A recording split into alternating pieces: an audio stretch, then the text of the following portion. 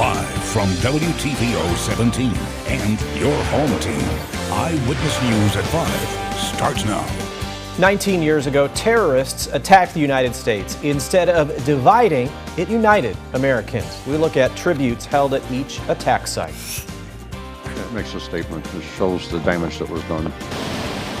A steel beam is the centerpiece of a new 9/11 memorial in Cherry Valley. The impact one police officer hopes it'll have as racial tensions in the area remain high. Going virtual, the pandemic forces Northern Illinois University to shift to online-only classes. The school pinpoints just how the virus has spread throughout campus. Good evening, I'm Eric Wilson. And I'm Hannah Zettel. Mimi's off tonight. It's been 19 years since the deadliest terror attack in American history. In the state line and across the country, ceremonies honor those who died.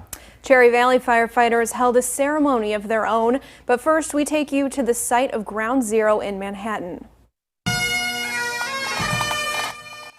Bagpipes provided the soundtrack for one of the most solemn tributes on 9/11. This year's was a little different due to COVID, as everyone wore face coverings and socially distanced. The annual reading of the nearly 3,000 names who died was pre-recorded. Even after nearly 2 decades, the memories of what happened that day have never faded for many New Yorkers. I dug bodies out from Ground Zero in January to February. So I have an intimate and personal story and affiliation with this place, and I lost a lot of colleagues and friends. A massive American flag was unfurled from the roof of the Pentagon this morning. It pays tribute to the 184 people killed there. A moment of silence was held at 9:37, the exact time a hijacked plane slammed into the building. U.S. Secretary of Defense Mark Esper laid a wreath during a commemoration ceremony. In Shanksville, Pennsylvania, both President Trump and candidate Joe Biden paid their respects. United Flight 93 crashed into a field there as passengers fought back against the hijackers. Bells were tolled for each of the 40 crew members and passengers who died. To the family members of Flight 93, today every heartbeat in America is wedded to yours. Your pain and anguish is the shared grief of our whole nation. Here in the state line, Cherry Valley's bravest and finest paid tribute to the sacrifice of their fellow first responders. Our Dylan Saraki reports on a new memorial built at Bauman Park. The centerpiece of the newly dedicated September 11th memorial here in Cherry Valley is a steel beam from the World Trade Center itself. Dozens of spectators stopped by the monument today, saying it's a great way to pay tribute to fallen heroes. We really wanted to make something that really stood out, and this is a piece of world history that is now here as part of Cherry Valley, part of Bauman Park. A September 11th memorial years in the making is unveiled to the public for the first time at Bauman Park in Cherry Valley. It makes me tear up because I remember when it happened. Karen Neidick says this reminded her of how she felt 19 years ago today. I was on my way to work and my husband called me and he said, "You're not going to believe this." So I got to work and we all just were silent, and we actually closed and went home because we all wanted to be with our family, and it was really shocking. Cherry Valley police officer Brian Muraski helped plan the project. He says this monument is dedicated to the nearly 3,000 people who were lost. Honoring their memories and also committing to each other to never forget. I mean, this is a beautiful park and it's a beautiful memorial, but it really is dedicated to those memories. I do think it is powerful. It makes a statement. It shows the damage that was done. And in respect to the lives, they're asking for silence when you're over there, which I think is a great thing. A small dedication ceremony was held at the site this morning. I hope that this memorial can help with that process of bringing our country together as one. I am very excited. When I saw it, I was like, oh my gosh, if that's what I think it is, I love it. Yeah, I'm very happy that we have this. Another ceremony is being planned for next year to commemorate the 20th anniversary of the September 11th attacks. Reporting in Cherry Valley for your home team, I'm Dylan Saraki. An Italian restaurant in Loves Park honored first responders the best way they can. Ciao Bella treated them to a free meal. They offered 2 kinds of pasta. We caught up with the battalion chief for the Loves Park Fire Department. He tells us his team underwent some intense training today, specifically high-rise training, which they do every September 11th. Park Towers in Loves Park. It's our only real true high-rise in the city of Loves Park, so we did some time there today, just reviewing all of our high-rise procedures, and we spent some extra time on the stairs today just to remember what those guys went through on 9/11. Police and military were also treated to the free meal. Effective immediately, Northern Illinois University has shifted undergraduate courses to online only. That's because more than 120 students are infected with COVID-19. In a statement to Eyewitness News, the university says a majority of cases involve those who live off campus or attended off-campus gatherings where people did not wear masks or social distance. All on-campus events have been canceled. Online classes will start Monday. The school hopes to return to the classroom on September 28th. We spoke with a few students about the situation. We'll have that story coming up tonight at 6. This comes just days after Bradley University in Peoria shifted to online classes only. The school says it has about 4 dozen confirmed cases and more than 500 in quarantine. That quarantine ends September 23rd at 7 a.m. Students caught violating the order will face disciplinary action. More than 2 dozen Illinois counties are on the warning list for COVID. That includes DeKalb. It hit 2 metrics that triggered the warning. Its new cases per 100,000 is double the target rate. The positivity rate is almost half a point higher than the goal. Across the state, more than 2,100 new cases were identified and 32 more people died. The Winnebago County Sheriff's Department is conducting a death investigation. Deputies found a man's body on Prairie Road south of Springfield Avenue around noon. Special crime scene investigators have been called in, but police tell us at this time they cannot confirm if foul play is involved. A Stevenson County corrections officer has to be admitted to the hospital after an attack at the jail. Police immediately took Alan Castle into custody. They say the attack was unprovoked. Castle is now charged with aggravated battery to a jail employee. He was already in jail, accused of attacking a police officer earlier this year. The Winnebago County judge sentenced Alex Salgado to 41 years in prison. He broke into a home near 15th Avenue and Christina in 2018. 1 person was shot. Salgado was convicted in July on weapons violations and home invasion. Last week we told you the Beloit Snappers wanted to change their name. Now we know what options the team's considering. There are 5 of them: Supper Clubbers, Sky Carp, Polka Pike, Cheese Balls, and the Moo. The team is getting ready to move into a new stadium for next season. Voting started today and goes through the 25th. We've posted a link to the poll as well as the reason each name was chosen. You can find that on our website. Just head to mystateline.com.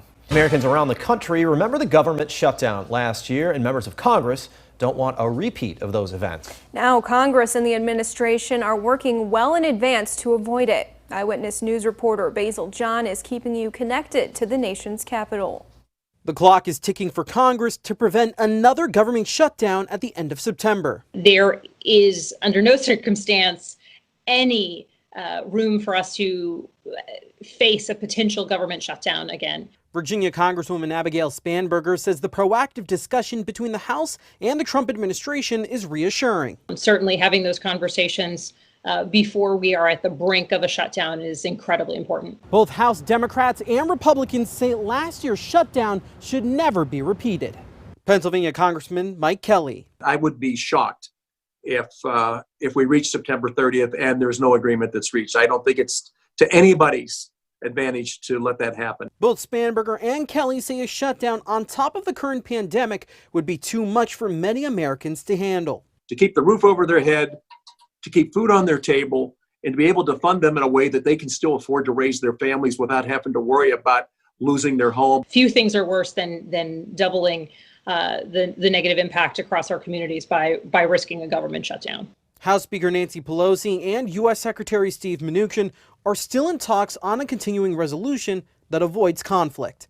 Reporting in Washington, I'm Basil John.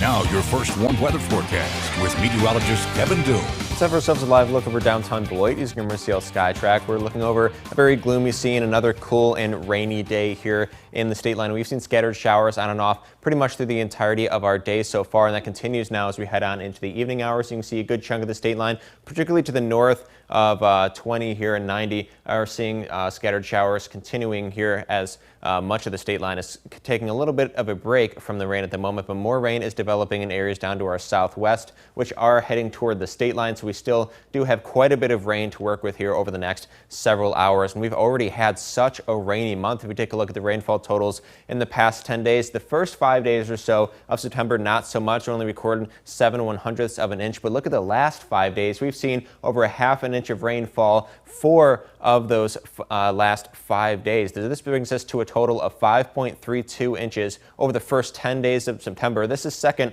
only to 1941 when they saw over 6 inches of rain in the first 10 days of the month. This is already 9 times more rainfall than we saw for the entire month of August. And already today we've recorded over 3/10 of an inch of additional rainfall at the Rockford airport, over half an inch in Freeport, and over an inch of rainfall has fallen today out in Galena. Our weather watcher Mike, who's out in Forston, he recorded 0.75 inches of rainfall since 6 o'clock last night, but he said at least for the time being the rain has taken a little bit of a break. He's just seeing some cloudy skies overhead. Now these on and off showers will continue on through the rest of the evening and through the overnight hours as well. Overnight tonight and into tomorrow is when we could possibly hear a few claps of thunder. Shouldn't really see too much in terms of thunderstorms though with this system. But then as we head on into tomorrow, the rain will become more and more scattered and eventually pretty isolated as we head on into the afternoon before the evening rolls around, and most of the rain should be out of the area. Now overnight should be pretty calm, but the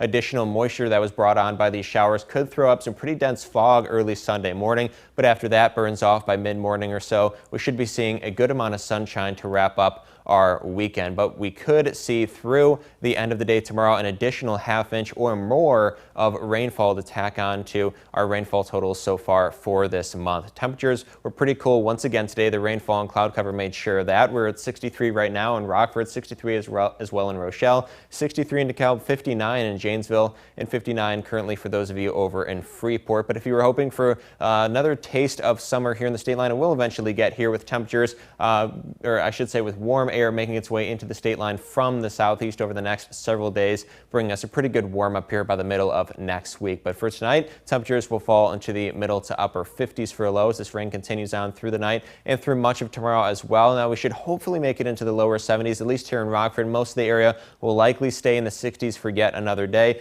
Showers continuing through most of the tomorrow with a thunderstorm or two possible, but temperatures will continue to warm up here through the weekend and through next week. And you can see following tomorrow, we actually take a pretty good break from the rainfall. It's going to last quite a few days as temperatures warm back up through the 70s, eventually reaching the 80s again, hopefully as early as Wednesday. All right. Now, the Napleton Sports Desk with Sports Director Scott Lepper.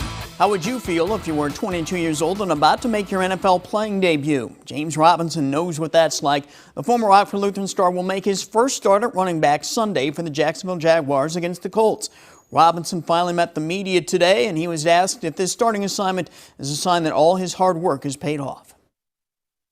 I would say it didn't pay off just yet. I mean, I still got to play, but it means a lot for me and my family.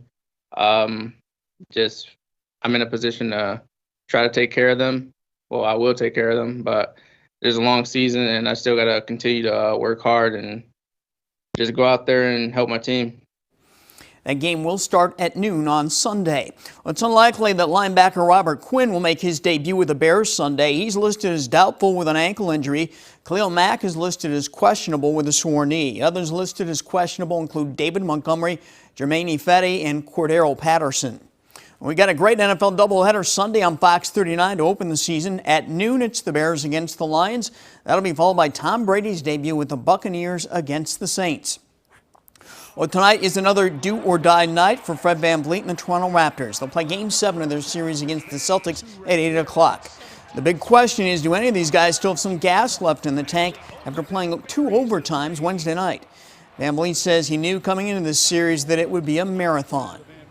I think everybody came in expecting a long series. I don't think we lived up to that in the first couple games, but able to work ourselves back into position to give us a chance. And, you know, Game 7 to go to the Eastern Conference Finals, all you can ask for is a chance.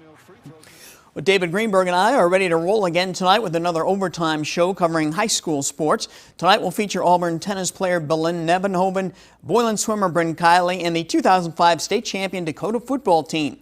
Join us live at 11 on Fox 39. You can also catch the rebroadcast Sunday morning at 9 o'clock. That's sports. We'll be right back.